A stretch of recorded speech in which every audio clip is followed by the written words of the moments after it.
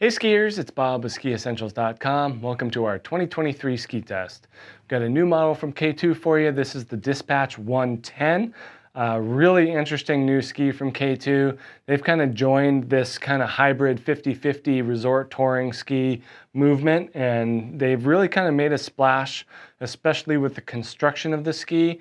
But there are some very interesting things about the shaping and the profile that make this thing different from a lot of other hybrid tours out there on the market today. When you think about it, putting it up against like a Blizzard Hustle 11 or something like that, it definitely has more of a straight line mentality, a little bit more of a performance and stiffness character to it. And that kind of makes sense with what K2 is trying to do. They also have their more touring specific wayback model. So this thing fits nicely into that hybrid category for sure. We do start with a Paulownia wood core, and then we get their Titanal hex beam. So it's not every day we talk about touring skis with metal, so it's exciting to do that with this Dispatch 110. As opposed to their other skis, they have Disruption that uses I-beam, and they have the Mindbender, which uses Y-beam. Now they're using hex beam in these Dispatch skis. So basically they have the central strip of metal that runs pretty much tip to tail. It'll end about here and then here in the tip. And then there are three hexagonal shapes to it that run through the forebody here and then tapers to the middle. Underfoot, there's a big one, and then another taper to the middle, and then another hexagon in the tail. So we get these three shapes of metal where it goes out to the edges, and that gives the ski its dampness, stability, and power in the shovel and through the tail. So it counterbalances that lightweight Paulownia wood core. It does make them pretty stiff. I would say, carbon will make a ski stiffer and a little bit more active.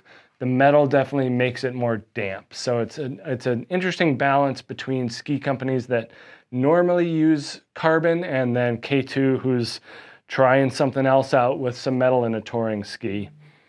This one is the 184. It's on the scale at 1,727 grams.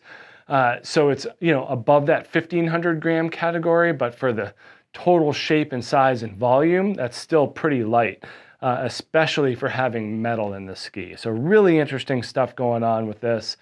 And then we kind of get to the shape and the profile.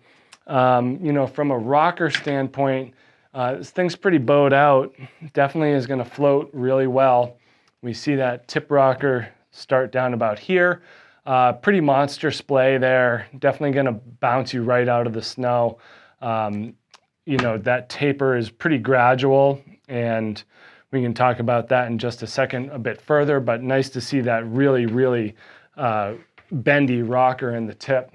And then in the tail, pretty darn similar. That starts way down here, 30 centimeters from the tail about, and, pretty smooth and gradual, more splay than the narrower 101 for sure, giving it that free ride flair to it, but in a more directional format.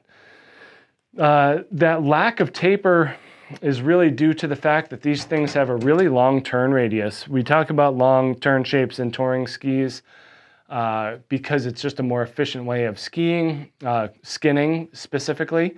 And then when you get to the top, the idea is that you have an open area below you. You don't need to cut across the trail and carve turns. You can put your own spin and style on it. That's where the longer turn radius is really helpful. In the 184 here, we have a 27.3 meter turn radius. So definitely one of the bigger numbers that we see in any skis these days in terms of turn shape. Really we're talking about anything longer than this is either a super wide straight ski or, some type of racing GS Super G ski. So having that, over 27 meter arc in a like kind of a free ride ski is pretty rare. So very interesting to see that combination of straight cut, metal in a touring ski, super bowed out rocker. Interesting to see, how this thing is going to do this year. I think there's a lot of skiers that this is exactly what they've been looking for. They want something to be able to float and smear and slash but they do want the performance of metal. So there's that skier out there for sure. You know, and at 110 underfoot, it's going to be great in the deep and soft snow, especially when paired with that dramatic rocker profile. So make sure to check out these cool new skis, the Dispatch 110 from K2, here on skiessentials.com, and we'll see you out there on the hill. Bye.